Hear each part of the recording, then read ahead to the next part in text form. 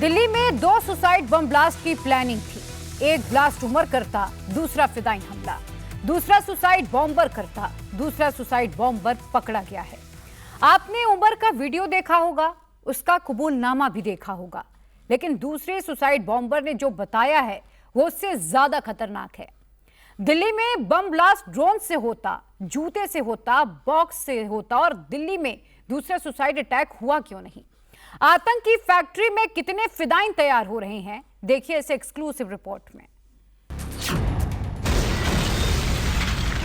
हिंदुस्तान में serial bomb धमाकों की साजिश थी। कार बम से दिल्ली को दहलाने की तैयारी थी।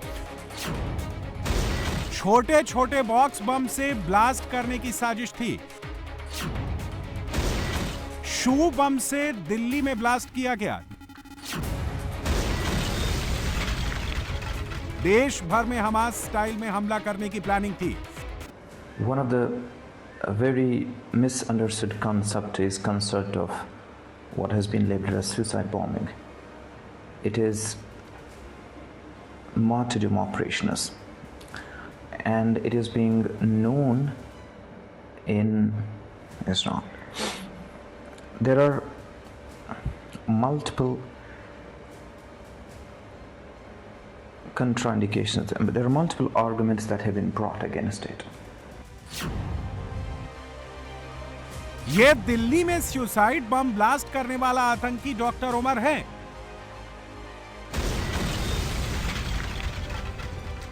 आतंकियों के व्हाइट कॉलर मॉड्यूल के साथ मिलकर यह हिंदुस्तान को फिदाइन हमले से दहलाने की साजिश रच रहा था।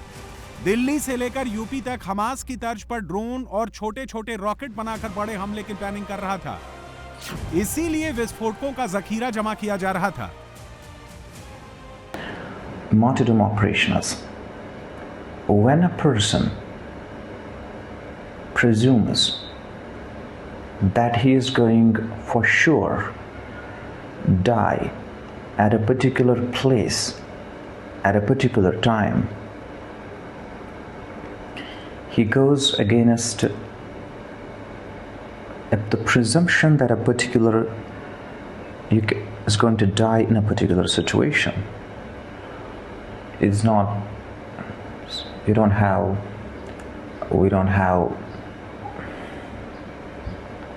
situation. दिल्ली में आतंकी हमला करने के लिए सिर्फ अकेला उमर नहीं था। दिल्ली में सिर्फ डॉक्टर उमर ही सुसाइड बॉम्बर बनकर नहीं आया था, बल्कि 2 सुसाइड बॉम्बर थे। दिल्ली की 2 लोकेशन पर आत्मघाती हमले का प्लान था।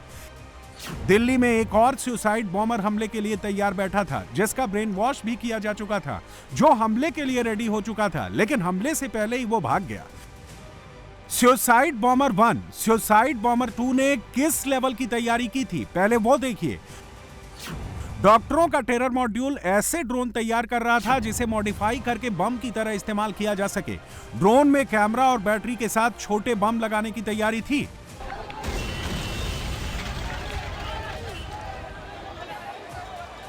आतंकी डॉक्टर उमर का प्लान ड्रोन से किसी भीड़ भाड़ वाली जगह या सुरक्षा ठिकाने पर टारगेटेड ब्लास्ट करने का था। आतंकी दिल्ली और यूपी में कुछ वैसा ही प्रयोग करना चाहते थे जैसा सीरिया, गाजा और अफगानिस्तान में होता है। गाजा में हमास और दूसरे संगठन ड्रोन अटैक करते हैं। फरीदाबाद मॉड्यूल में आतंकी उसी मॉडल से हिंदुस्तान को दहलाना चाहते थे। दिल्ली लाल किले के पास जो ब्लास्ट हुआ था, उसका सबसे कुख्यात आतंकी, इस पूरे डॉक्टर मॉड्यूल का सबसे अहम हिस्सा, जिसने इस पूरे बॉम्ब ब्लास्ट को अंजाम दिया पैनिक में होकर, उमर उल नबी। ये जो आतंकी है, हरियाणा के फरीदाबाद की अल फलाह यूनिवर्सिटी के अंदर ही इसने इस पूरी ब्लास्ट की प्लानिंग की थी। हालांकि ब्लास्ट पहले ही पैनिक में हो गया। असल में उमर का एक सनसनीखेज वीडियो निकलकर सामने आया है, जिसके अंदर वो सुसाइड बॉम्बर को डिफाइन कर रहा है। वो बता रहा है कि किस तरीके से इस्लाम के अंदर सुसाइड बॉम्बिंग को शहादत कहा जाता है। वो सुसाइड बॉम्बिंग की डेफिनेशन दे रहा है और युवाओं को रेडिकलाइज करने की कोशिश कर रहा है। सूत्रों की माने तो ये वीडियो इसके बाकी के साथी यानी कि डॉक्टर मुजम्मिल और साथ ही शाहीन की गिरफ्तारी से काफी पहले इसी यूनिवर्सिटी कैंपस के अंदर बनाया गया था। अल फलाह यूनिवर्सिटी का बिल्डिंग नंबर 17 और इसी बिल्डिंग नंबर 17 के कमरा नंबर 13 के अंदर जो है वो मुजम्मिल का कमरा था। इसी कमरे के अंदर मीटिंग जो है वो हुआ करती थी, जिसमें डॉक्टर मुजम्मिल के साथ उमर और साथ ही शाहीन इस कमरे के अंदर बैठ के किया करते थे।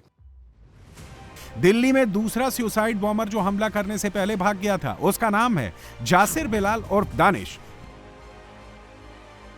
दानिश जम्मू कश्मीर के अनंतनाग जिले के काजीकुंड का रहने वाला है। डॉक्टरों के टेरर मॉड्यूल ने 2023 में दानिश को फरीदाबाद की अल फलाह यूनिवर्सिटी के पास एक किराए के कमरे में रखा गया। मॉड्यूल के दूसरे सदस्य उसे ओवरग्राउंड वर्कर बनाना चाहते थे, लेकिन डॉक्टर उमर नबी को दानिश को सुसाइड बॉम्बर बनाना था।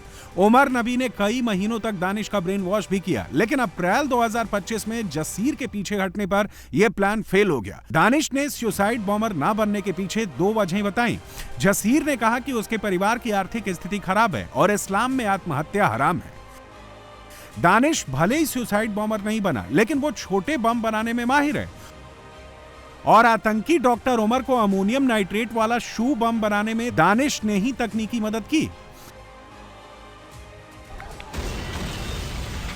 इतना ही नहीं, दिल्ली और यूपी में आतंकी हमलों को अंजाम देने के लिए वो ड्रोन बम और रॉकेट भी तैयार कर रहा था। एजेंसी ने बताया कि दानिश भीड़ भाड़ वाले इलाके में ड्रोन से बम गिराने की योजना पर काम कर रहा था, ताकि ज्यादा से ज्यादा लोगों को नुकसान पहुंचाया जा सके।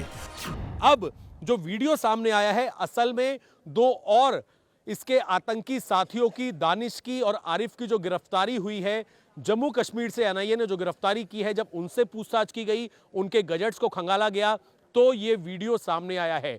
इस वीडियो को बनाने का मकसद ये था कि जब ये लोग प्लानिंग कर रहे थे कि न केवल दिल्ली बल्कि यूपी के अलग अलग इलाकों के अंदर ये सीरियल बॉम्ब ब्लास्ट करेंगे, उस दौरान जब ये ब्लास्ट कर देंगे तो जो युवा हैं या फिर जो इसी आतंकी माइंडसेट के लोग हैं वो इस वीडियो को देख सके और सुसाइड बॉम्बिंग का क्या महत्व है, हीरो बनने की कोशिश उमर ने कहीं ना कहीं की थी। और अब ये वीडियो जांच एजेंसी के हाथ में लग गया है, जिससे पता लगता है कि उमर कितना ज्यादा रेडिकलाइज था, कट्टरपंथी था और डॉक्टर होने के बावजूद उसका इस तरीके से ब्रेन वॉश हो चुका था कि वो अपने ही देश के अंदर इस तरीके से हमास की तर्ज पे न केवल रॉकेट लॉन्चर बल्कि विस्फोटक के जरिए बड़े सीरियल ब्लास्ट अंजाम देने की फिराक में था। और यही बातें दानिश की गिरफ्तारी के बाद भी सामने आई हैं कि रॉकेट लॉन्चर और साथ ही बड़े बड़े बॉम्ब ब्लास्ट करने का प्लान जो है उमर और उसके जो साथी हैं इस डॉक्टर टेरर मॉड्यूल के, वो कर रहे थे। और ये हमले एक जगह से बैठकर अंजाम देना था, यानी ब्लास्ट स्पॉट पर बिना किसी आतंकी मूवमेंट के सीरियल धमाकों को अंजाम देने की सोची समझी साजिश रची गई थी, जिससे पूरा हिंदुस्तान दहल उठे। दिल्ली ब्लास्ट की जांच में एक और सनसनीखेज खुलासा हुआ है। डॉक्टर उमर ने शू बम से दिल्ली में धमाका किया था। उमर ने जूतों के जरिए बम को एक्टिवेट किया था। जांच एजेंसी को घटनास्थल से ऐसे सबूत मिले हैं जिससे साबित होता है कि उमर ने शू बम का इस्तेमाल किया है। फॉरेंसिक जांच में विस्फोटक के ट्रेसेस कार की ड्राइविंग सीट के नीचे मिले जूते और टायर से बरामद हुए हैं। जांच कर रही टीम को कार की ड्राइविंग सीट के नीचे एक जूता मिला जिसमें मेटल नुमा सब्सटेंस पाया गया है। अंदेशा यही है कि यही विस्फोटक का मेन ट्रिगर है, इसी से ब्लास्ट को अंजाम दिया गया है। जांच एजेंसियों को इसके अलावा कार के पीछे की सीट के नीचे भी विस्फोटकों के सबूत मिले हैं। सूत्रों के मुताबिक आतंकियों ने बड़े धमाके की प्लानिंग के लिए भारी मात्रा में टीएटीपी इकट्ठा कर रखा था। हमले में अमोनियम नाइट्रेट के साथ टीएटीपी का मिश्रित इस्तेमाल किया गया है। दिल्ली धमाकों में उमर ने जिस टीएटीपी यानी ट्राई एसीटोन ट्राइपेरोक्साइड का इस्तेमाल किया वो बेहद खतरनाक विस्फोटक है। टीएटीपी आतंकियों के बीच ये मदर ऑफ शैतान के नाम से जाना जाता है। मात्र थोड़ी सी गर्मी, घर्षण या स्पार्क होने पर जोरदार धमाका होता है। इसीलिए आतंकियों और स्लीपर सेल की ये पहली पसंद है। लंदन, पेरिस और मिडिल ईस्ट के कई हमलों में टीएटीपी का इस्तेमाल हो चुका है। जैश जैसे टेरर ग्रुप बड़े हमलों के लिए इसका इस्तेमाल करते हैं। सोचिए, इस टीएटीपी विस्फोटक को उमर ड्रोन से ब्लास्ट करने वाला था, बॉक्स में भर के धमाके करने वाला था, जूते से ब्लास्ट करने वाला था।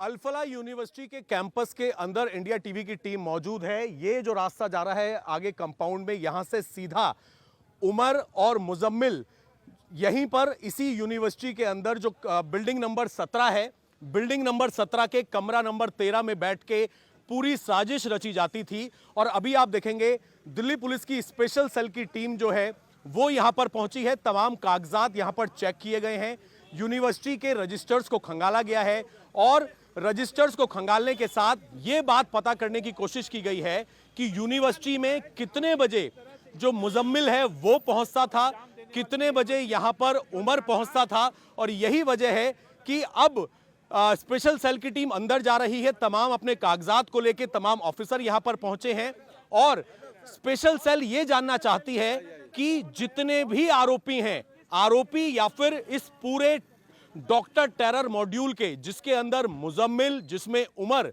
जितने भी आरोपी हैं, क्योंकि डॉक्टर शाहीन जो है उसकी भी गाड़ी अंदर से बरामद हुई। डॉक्टर मुजम्मिल ने यहीं पे साजिश रची, यहीं से गिरफ्तारी हुई। इसके साथ ही जो डॉक्टर उमर है उसकी i20 कार इसी कैंपस से बाहर निकलते हुए नजर आई। दिल्ली ब्लास्ट की जांच जैसे जैसे आगे बढ़ रही है, डॉक्टरों के टेरर मॉड्यूल की परत दर परत खुल रही है। फरीदाबाद मॉड्यूल आपस में कोड वर्ड में बातचीत करता था।